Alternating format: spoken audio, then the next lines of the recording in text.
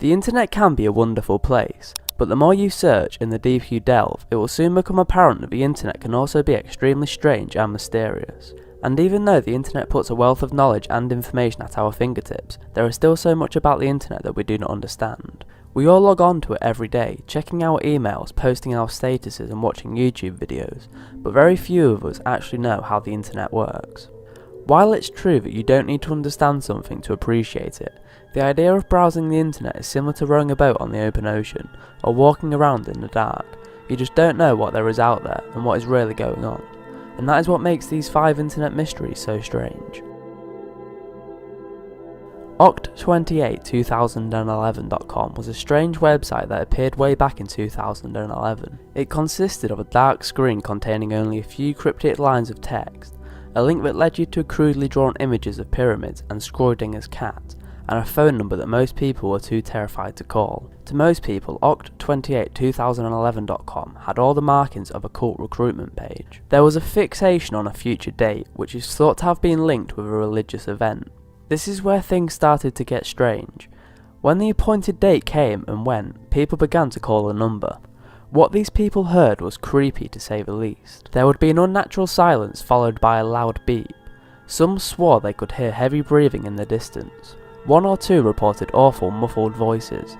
At least one person heard something heavy being dragged across the floor. It was later discovered by a Reddit user that the phone number had a Texas area code.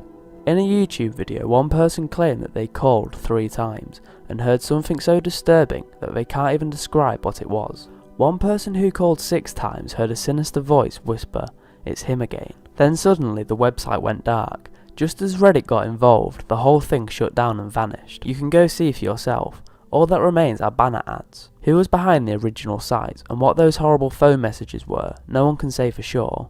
What do you think? In 2000, an internet user under the name of John Titor claimed to be from the year 2036. In posts to multiple forums, he said that he was a survivor of a devastating civil war which had ripped America into 5 separate states, and seen nuclear bombs explode across the continent. He was in the past to retrieve some urgent needed retro technology and just maybe change the future. If he was telling the truth, then we can only assume that Titor succeeded.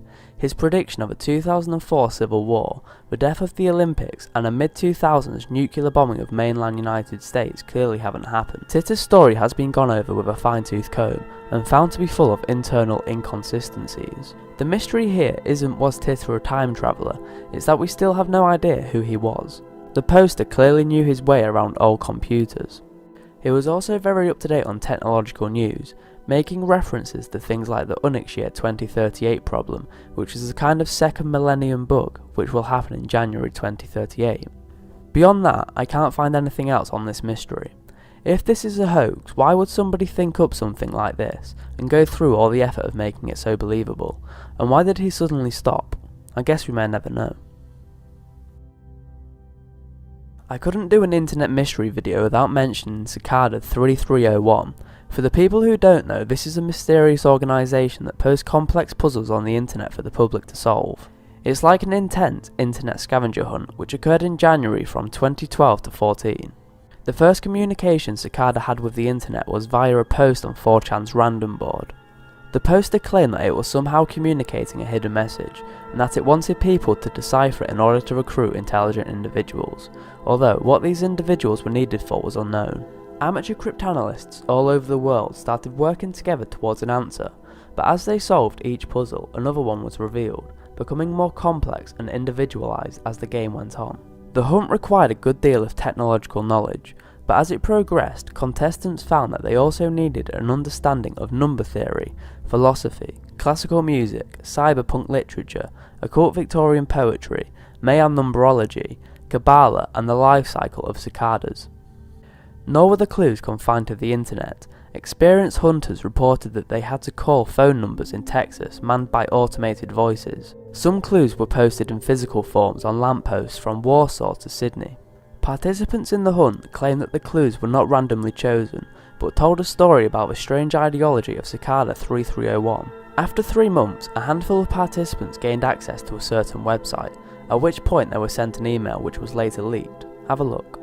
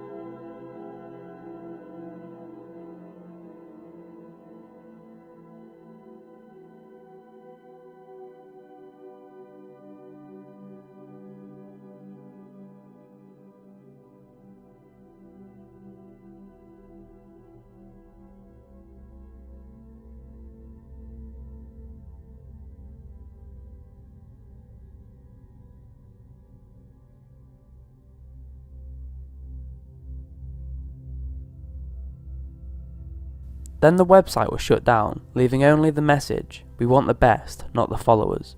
So what do you think about this particular mystery? Let me know in the comments.